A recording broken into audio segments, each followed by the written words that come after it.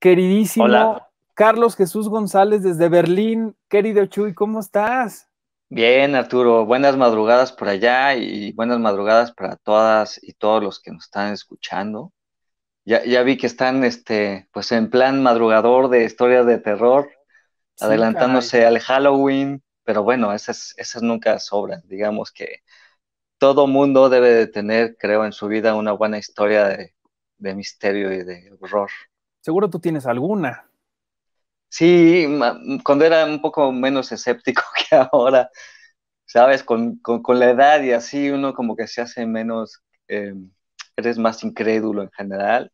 Y además, pues, bueno, mucha gente ya aquí, que, que, qué bueno que está ahora madrugando y de verdad los felicito por cortarse horas de sueño, pero y dentro de estas personas que saben que estoy en Berlín, pues sépanse que en Alemania la gente en general no es muy crédula y muy creyente digamos, de fenómenos paranormales, son muy racionales, lo cual es un poco contradictorio, porque si uno ahí se sumerge, escapa un poco la historia, te das cuenta, por ejemplo, de que la brujería hacia la Edad Media y demás era algo que se practicaba con bastante frecuencia en Alemania, ¿no? Ujú. Eh, pero en algún momento yo creo que las religiones se hicieron de alguna forma una especie de, no sé, algo se usa, se utiliza, pero si hay, por ejemplo, una falta de feligreses en la iglesia en general en el mundo, en Alemania están absolutamente abandonadas, la verdad. Qué curioso, ¿no? Cómo cada lugar del mundo tiene su forma de lidiar con estas cosas. Hay gente que realmente le tiene terror a este tipo de historias, a lo sobrenatural, a lo desconocido. Y de cierta forma nosotros en México como que nos vale un poco y lo celebramos y lo abrazamos, nos burlamos, hacemos historias, las contamos, las compartimos. Eso a mí me gusta mucho de nuestras tierras. A mí me gusta también un montón y de hecho, si estás en una reunión, incluso donde no conoces a toda la gente en México, y alguien de repente saca alguna historia de misterio y demás, no es como que lo veas rarísimo, ¿no? Este está loco o está loca, es como de alguna forma habitual. En cambio, si aquí en una reunión en Alemania de repente empiezas a hablar sobre tu encuentro con un fantasma cuando tenías 12 años, sí, la gente como que se saca de onda, es algo además como considerado demasiado íntimo como para relatarlo entre gente que igual no conoces del todo. No, no, nunca he estado en una reunión con amigos alemanes, digamos, donde salga esto. En cambio, si estoy no solo con mexicanos, sino, digamos, una de las experiencias bonitas que me ha traído vivir en Alemania es que me he conectado con gente que habitualmente en México con la que no te conectas, o sea, digamos, con más gente de Latinoamérica, con argentinos, colombianos, ecuatorianos, bolivianos, lo cual ha sido súper rico, digamos, en mi experiencia como mexicano en Berlín. Todos ellos comparten con nosotros eso, ¿no? La historia del que se te subió el muerto, la historia por ejemplo, leyendas como esta de que en cierta curva, en cierta carretera abandonada, hay alguna Claro, novia, ¿no? Y que si no te detienes para darle ride, se te aparece en el asiento de atrás. sí, Esa historia creo que la he escuchado de colombianos, de peruanos, de argentinos. O sea, qué miedo. compartimos. Sí, sí, qué miedo. ¿Tú sí Y la por otro subirías, lado, Chuy, si te encontraras a la novia en la carretera? sí, bueno, de hecho le conté esa historia a mis hijas y todos los días me preguntan, ¿no? ¿De qué onda con la novia esa? Porque, bueno, la historia, según yo y según me la contaron, fue que en cierta curva se cayó el coche donde iba la tipa que iba a la boda, que se iba a casar, y entonces como que se quedó su espíritu traumado y quiere llegar a la iglesia donde se va a casar, ¿no? Entonces, lo que tienes que hacer al ver a la novia en esa curva es estacionarte y una vez que te estacionas y volteas, ya no va a estar. Pero si te sigues, si no le haces caso, en cualquier momento se te aparece en el retrovisor si vas manejando, ¿no? ¡Qué terror! Sí, ¡Qué la verdad es que terror! sí. pero ve, o sea, ve la sonrisa con la que lo cuentas. O sea, también es una malicia tuya de contarle eso a tus hijas. Sí, es que yo sí soy fan del género de horror, la verdad. Y en cambio mi esposa, que es alemana, y en general muchos alemanes, como que cosas que tienen que ver con el misterio, el thriller, el suspenso, no pueden con eso. Y mis hijas, yo quiero un poco como meterles, digamos, que no tengan un terror, digamos, hasta que puedan ver por lo menos un thriller. Yo no, o sea, no les voy a poner a los 10 años de Blair Witch Project, ¿no? Obviamente, no soy así de Que maldito, se pero que, curtan. exacto, que poco a poco ellas mismas me vayan pidiendo. Entonces, por ejemplo, mi hija mayor va a cumplir 10 años ahora en diciembre y quiere ver Gremlins, ¿no? Que es, si uno ve, creo, con ojos actuales Gremlins, pues tiene o sea, la dirige, creo que si no me acuerdo, es Todd Hooper, ¿no? O sea, Creo creo que que es sí. el mismo director de la masacre en Texas. A ver, chécatelo, A pero, ver, vamos a ver. o alguien que es como un director, muy entrado al género de horror, este, No, Joe Dante. Joe Dante, sí. También en su, digamos, porque el masacre en Texas fue el de Poltergeist. Sí. Ya ajá. Pero Dante. Joe Dante también es alguien más o menos entrado en el género y tiene unas secuencias bastante terroríficas, como cuando está Rayita, que así lo conocíamos, ¿sabes? Era en Gizmo y Rayita, cuando nosotros entramos a ver Gremlins, que fue una película que me impactó porque obviamente hablamos de una época donde no existía el culto al tráiler, pero el tráiler solamente lo veías cuando ibas al cine, ¿no? Claro. En realidad, la magia se te era explicada a partir del cartel. Y el cartel de Gremlins era como todo oscuro y había como una caja, alguien sosteniendo una caja y la luz dirigida a la caja, donde alguien está medio abriendo esa caja y lo que hay es como una manita saliendo de ahí. Es lo único que sabías de Gremlins, no sabías nada más. Sí, mira, Eh, acá lo tengo para que lo entonces veas. ese misterio se te revela pues una vez que ves la película y te encuentras con toda esta, exacto. Eso era lo que sabías de Gremlins, ¿no? A ver qué dice ahí. Son ¿Dónde? bonitos, listos, Ahí está. inteligentes, peligrosos, ¿no? Sí, Y nada sí. más. ¿Qué, Entonces, qué pósters, eh? sí, buenísimo. Ese póster es increíble, la verdad. Y aparte ve cómo se ve como los dobleces del papel como antes. Sí, exacto, está buenísimo. No, me gustaría tener ese en mi cuarto, la verdad. Sí. Pero la magia te era revelada hasta que ibas a la función, ¿no? O el secreto. O sea, se te guardaba el secreto y se te revelaba tal cual solamente cuando ya comprabas tu ticket y estabas en el cine a oscuras. Sí. Se ha Y perdido ahí, mucho pues, esa tradición, ¿no? Como de dejarte sorprender por las historias. sí, la verdad es que me parece una cosa que por un lado la entiendes porque finalmente, pues, estamos en movimiento constante y la información no ha sido una cosa que se haya detenido, sino lo contrario. O sea, mientras más información se te revela, parece que más curiosidad te inyecta, pero para mí siempre ha sido lo contrario, porque en realidad, siendo sinceros, muchos trailers te cuentan toda la película en 2 minutos, ¿no? Así es.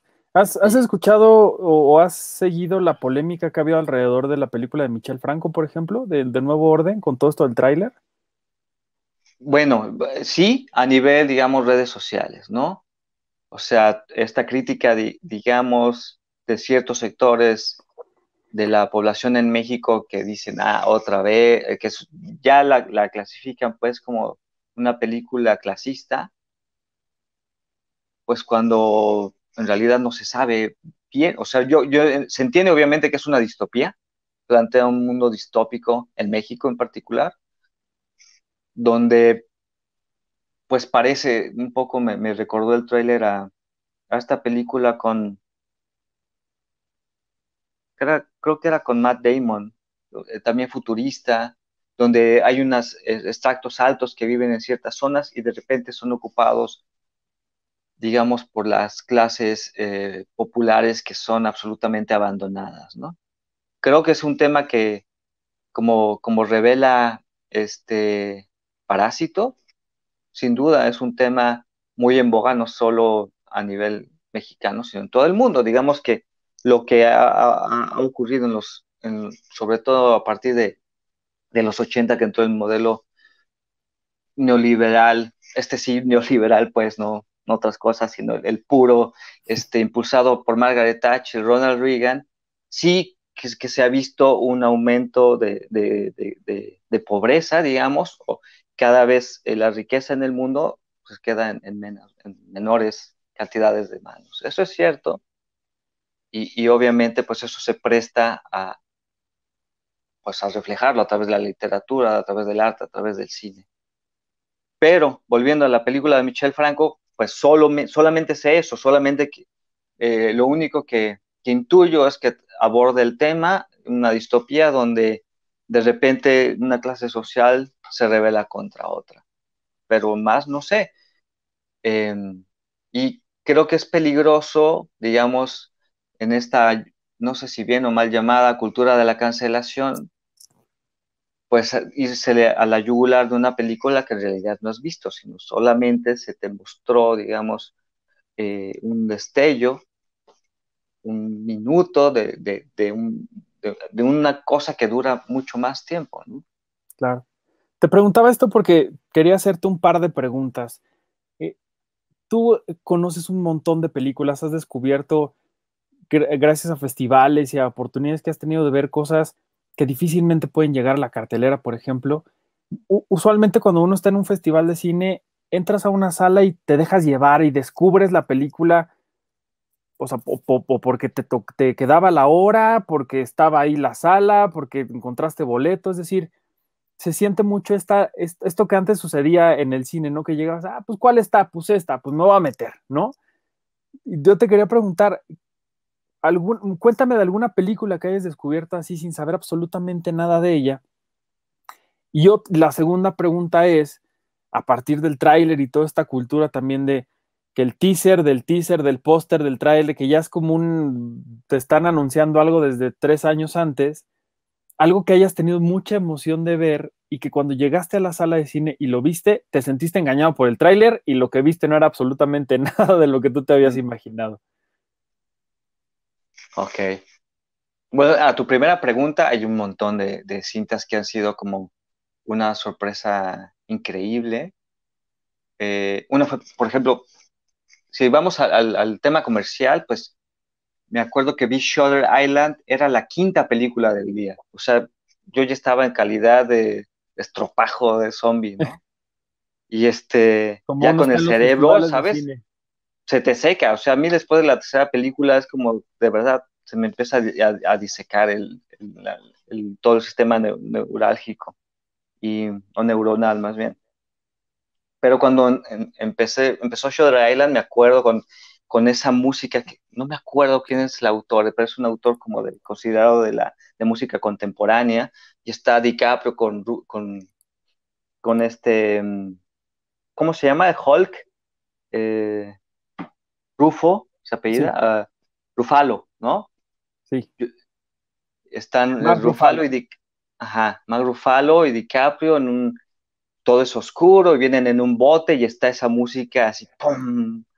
Pues ahí ya fue como, o sea, ¿qué estoy viendo? A mí además se me hace que es un poco infravalorada esa película en particular. A mí me gusta un montón.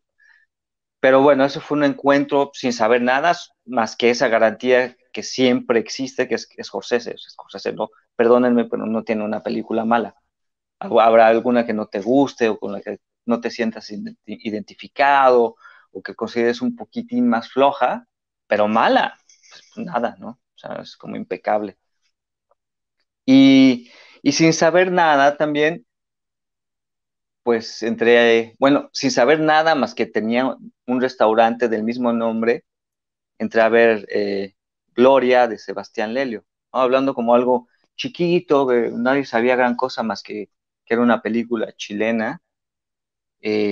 Fue para mí también una revelación importante. Y digo, viene a cuento lo del restaurante porque Sebastián Lelio vivía aquí y tiene un restaurante que todavía existe en un barrio bastante conocido de Berlín que se llama Kreuzberg, que se llama Gloria. Órale. Solo que luego lo vendió y creo que se fue a vivir a Londres, etcétera, pero el restaurante se llama Gloria, pues basado en su película, ¿no? Órale, qué padre. Sí. Y la otra, la que te decía, una película que te hayan vendido demasiado bien y cuando la viste te sentiste totalmente engañado por lo que habías visto y ni te gustó. Uy, creo que de esas ha habido muchísimas. Seguramente tiene que ser,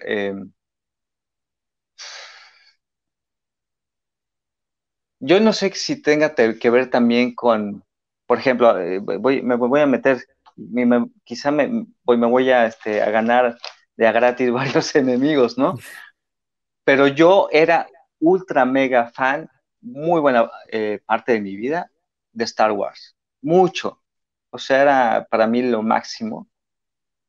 Y algo pasó a partir, por ejemplo, de la primera trilogía que me sacó un poco de eso, ¿no? No sé, estoy seguro que no soy el único al que le ha sucedido. O De sea, las me di con las cuenta de, precuelas. sí, con las precuelas, me di cuenta allí de que no era un fan, eh, ¿cómo decirlo? A ciegas, ¿no? Incondicional. O sea, que era fan, pero que no era incondicional. Quizá pues porque había visto muchas películas, qué sé yo. Y entonces ya cuando me acerqué a los episodios 7, 8 y 9, pues ya iba un poco, creo que... eh, y recuerdo ese tráiler, recuerdo haber visto el tráiler del episodio, perdón que ni siquiera me acuerdo bien de los nombres, pero del episodio 7, eh, ¿es el despertar de la fuerza? No me El acuerdo cómo. despertar de la fuerza, sí. Exacto. Vi el tráiler y me acerqué con muchísimo, como que renació esa semilla que estaba dormida dentro de mí de Star Wars y entonces mis expectativas eran altísimas. Y sí me sentí un poco timado, pues todo, o sea, esta cosa que un poco que hace, o sea, vi otra vez o sentí como mucha gente que estaba viendo el episodio 4 nuevamente con diferentes personajes y con este rollo de inclusión, que ya desde entonces se ve en Hollywood, que como un pretexto también para eso, ¿no? Entonces, creo que ya Star Wars me sabe muy mal, la verdad, porque era una ilusión muy presente en mi vida como cinéfilo y se fue desdibujando conforme. Yo siempre he pensado que hubieran dejado la 4, 5 y 6 y una de las mejores trilogías de la historia del cine y ya está, ¿no? ¿Qué te pareció Rogue One? ¿La viste? Es la única de toda la cosmogonía de Star Wars, por darle un nombre que no he visto. O ¿Cómo? sea, sí, es Te va a que encantar.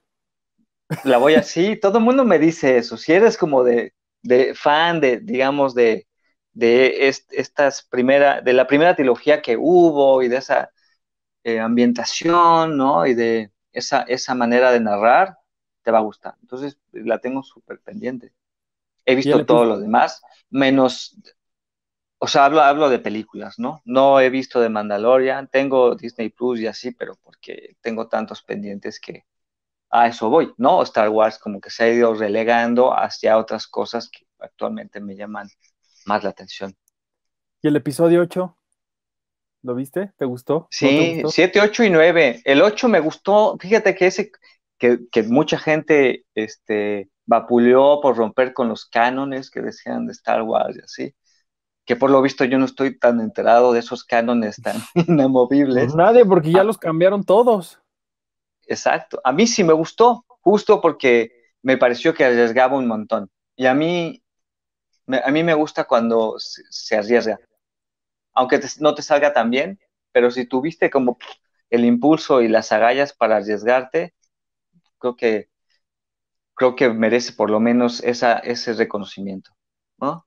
Y además, Ryan Johnson creo que ha sido un cineasta en toda la extensión de la palabra que ha demostrado ese gran talento, esa gran imaginación que tiene en sus historias. Digo, podemos hablar de cualquiera de sus películas y siempre hay algo que las distingue, siempre hay algo que a mí me ha gustado mucho todo lo que él ha hecho, ¿no? Y la última que fue Knives Out, ni se diga, me encantó. Está Creo que, buenísima Knives creo que Out, es, sí. creo que es uno de los cineastas que deberían, en este mundo globalizado, poderosísimo de Hollywood, deberían de tener todo. O sea, que alguien les diga, como un Christopher Nolan, ahí está, tu cheque en blanco y haz lo que quieras. Porque creo que lo pueden hacer muy bien. Sí, y yo creo que después de Knives Out y del éxito que tuvo, probablemente tenga ya carta blanca para muchas cosas, ¿eh? O sea, Ojalá, como tiene carta blanca Denis Villeneuve, ¿no? por ejemplo. Que, Que le o sea, costó trabajo, pero ya la tiene. sí, pero es monstruoso. A mí se me hace uno de los 5 directores vivos más importantes. Así, o por lo menos de esa camada, digamos, de esa generación, todo lo que toca también lo hace oro, ¿no? O sea, y además si uno analiza sus películas previas, hay una, o sea, muy canadiense que aborda, por ejemplo, la Amok, se llama también, es un nombre que se le da a este tipo de masacres que hay, pues, que ha habido como en Columbine y demás, ¿no? Y la peor masacre que hay en la historia de Canadá fue en un politécnico, donde un misógino estúpido entró y mató solo a mujeres, a un montón, más de una decena, creo que como 16. Y Denis Villeneuve hizo esa película. En blanco y negro, fue de las primeras, se llama Polytechnique, la Ujú. recomiendo un montón, y es pues, una cinta impecable, por ejemplo, ¿no? O sea, porque no hablamos nada más del Blade Runner y donde tienes como toda esta, quieras que no, el hecho de tener efectos especiales y tener como un mundo aparte, eh, te puede funcionar a nivel narrativo, ¿no? Como para ir llevando lo que estás relatando de forma entretenida, por decirlo de alguna forma. Pero cuando te acercas a algo, a un tema tan abrumador y donde solo depende de los actores y depende de cómo manejas las tomas para que eso sea entretenido, para no caer además digamos, un documento alarmista, ¿no? Para que todo esté equilibrado, es bien complicado. Y él lo hace perfecto. Es Fíjate una que película que es durísima, pero que recomiendo un montón y donde se ve, digamos, ese potencial que, como bien dices, le costó su trabajo, pero yo creo que es uno de esos tipos que no podría hacer otra cosa más que cine. me recuerdo mucho, alguna vez tú me recomendaste mucho In the Fate de Fatih Akin, que es igual, ¿no? O sea, recae totalmente en su protagonista, en la historia, que no es un cine espectacular de muchísimos elementos, sino que es muy sutil, pero es muy poderoso, ¿no? Creo que esas historias son las que siempre se quedan contigo para siempre. Sí, y además porque a veces se nos olvida también o sea, sabemos, ¿no? A mí me gusta el cine de entretenimiento y me gustan blockbusters y me gusta el cine independiente. O sea, simplemente yo divido entre buenas y malas películas, es todo, ¿no? Y y en este sentido, de todas formas, creo que uno como cinéfilo nunca debe de olvidar que una parte importantísima del director no es solamente pues hacer como el mise en scène, ¿no? Como eh, desplegar las escenas y las secuencias de la película, sino también la dirección de actores. Y es como una parte vital. Y allí creo que también se define de manera muy importante la labor de los directores y cuando un director es bueno o es malo. Totalmente. Yo tengo ya en unos días cumplo 5 años como editor de Cine Premier. Ah, De, felicidades, mucho aniversario. muchas gracias. Y una de las cosas que más he disfrutado muchísimo es, de entrada siempre trabajar contigo ha sido un placer porque además de lo mucho que te admiro y te quiero, estas recomendaciones que me has dado cada que platicamos, siempre me dejan un montón de películas que tengo ganas de ver y que cuando veo siempre se me quedan grabadísimas.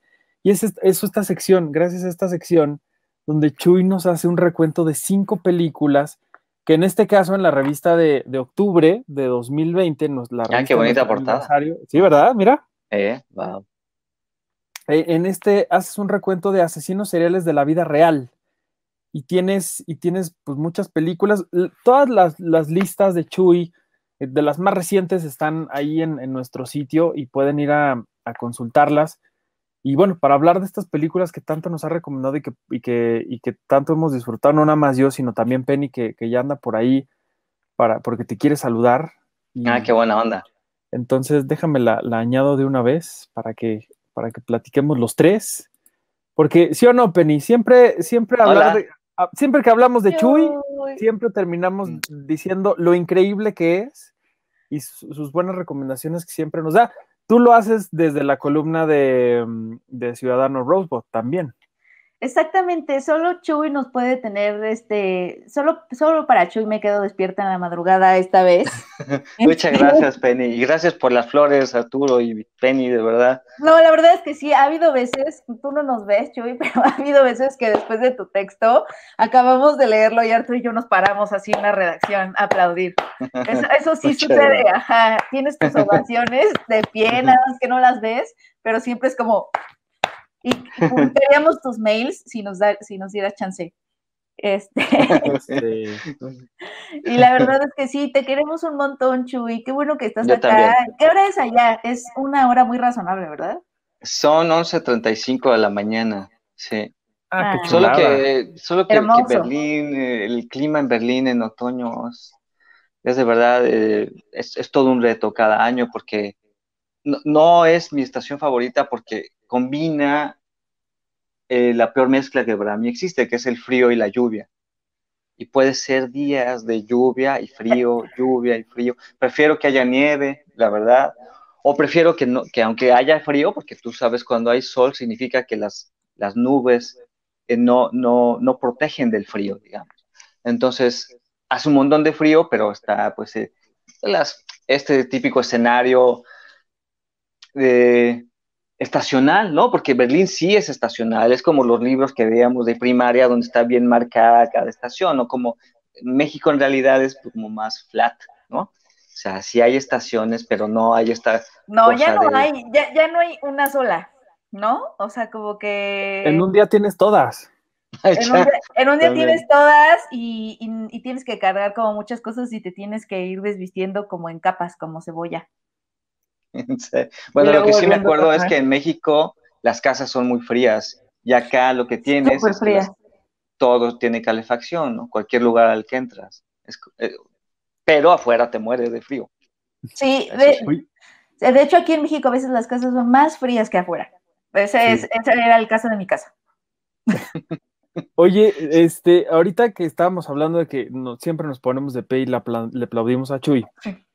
Y Chuy tiene esta habilidad de, hemos hablado, él ha escrito para nosotros de un montón de temas, desde cosas increíbles de música, de películas imperdibles que han sido premiadas en el mundo, pero también de pronto le decimos, Chuy, aviéntate un texto de Molotov, de Selena, de cosas muy raras, y siempre Chuy tiene esta habilidad que si tú odiabas o no te interesaba en lo absoluto el tema del que Chuy está hablando, termina su texto y corres a ver o a escuchar lo que sea que él te acaba de escribir. Y yo quiero que nos digas, Chuy, ¿cuál ha sido la cosa que dice, chale, ¿por qué me dijeron esto? Pero bueno, lo terminas haciendo. ¿Cuál ha sido como el reto más grande, pues, que te hemos puesto Pues, para que... pues el tema en realidad más, bueno, hubo dos veces que digamos, o sea, ya que estamos neteando, entonces 2 veces sí me ha regresado el texto completamente.